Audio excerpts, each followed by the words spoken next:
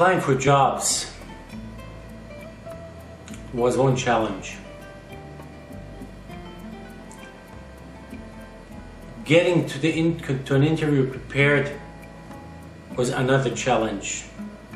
Knowing that I am not going to be able to hear them properly, and besides of that, I still had the ringing in my left ear, even the nerve was removed.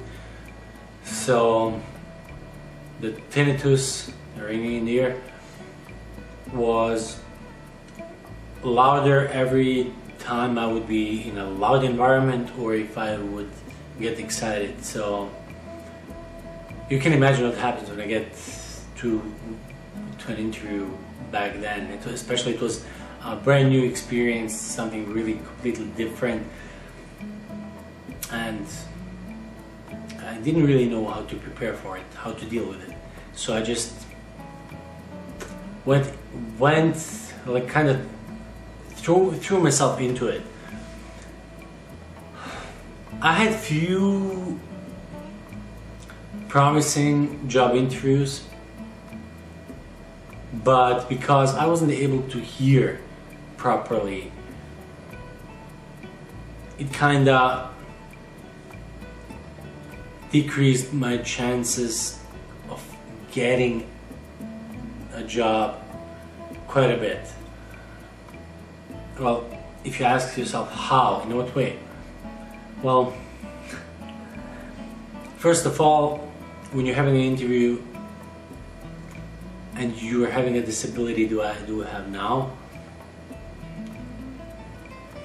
if it's a new acquired disability and it's not visible, you're asking yourself, should I disclose it right away? Is the person be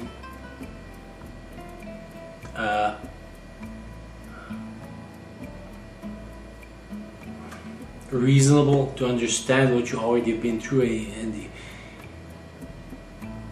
is the person gonna understand that that's not gonna impact your performance at work? Or is the person gonna be judgmental? But don't forget one thing, we are all humans. So what people do in most cases, we are all judgmental. The question is just to what degree. We tolerate things, we are ready to accept things, but when we see things that we are not used to see, something happens and we start painting a picture on our own. So at my first job interview after my surgery, I went there and I still had staples behind my ear. I think it was 28 staples. So I went there. There's two people running the interview. The one guy who came from my right hand side shook my hand.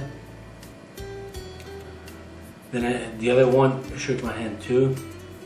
We went into the boardroom, sat down, we went through the interview, but in that case it turned out that they sat on my left side, which is less functional than my right side. So, and on top of that, on that way they were able to see my scar and my staples right then. So what ended up happening, the guy who shook my hand, and he was on the right hand side, so after their interview we went out of the boardroom. The guy who was already on my left hand side shook my hand, and we said what you need to say in that matter. So when I came to the other guy, he recalled that he has seen the staples in my head. So when I gave him my hand, he jumped back right away. He's like, I remember exactly, and I'm not sure if I'm going to be able to forget it ever. He jumped back and said, whoa, whoa, whoa, I'm not doing that. And I was in shock. I wasn't sure what to say. That level of discrimination, I don't know. I really wish I could read his mind. I wish I could know what was he thinking of me. What was he thinking? How did I get this car? Anyways, needless to say that I didn't get the job. After that, I had a few other interviews with one certain company.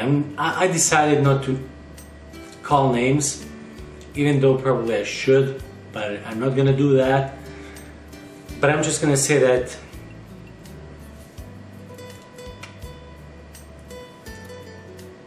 whoever is not aware of it, there's actually companies in Canada who offer customer service positions. You get there and you suck you into it, and the next thing you know, you're out there doing door-to-door marketing. Yay, that was fun. Not. Anyways, because I was already there, and I would say I wanted to give it a shot. I didn't really think that door-to-door marketing can be that bad, but I guess I forgot multiple things. One thing is that I have a disability that most of the people don't really understand. Then the fact that before me, in every area we would be going, before me there would be always countless other people who would be there trying to sell the same thing. And of course, when I would be coming at the door, people would be already agitated, calling us liars, all kind of names, letting their dogs at us, chasing us in quite a few different ways. People are creative.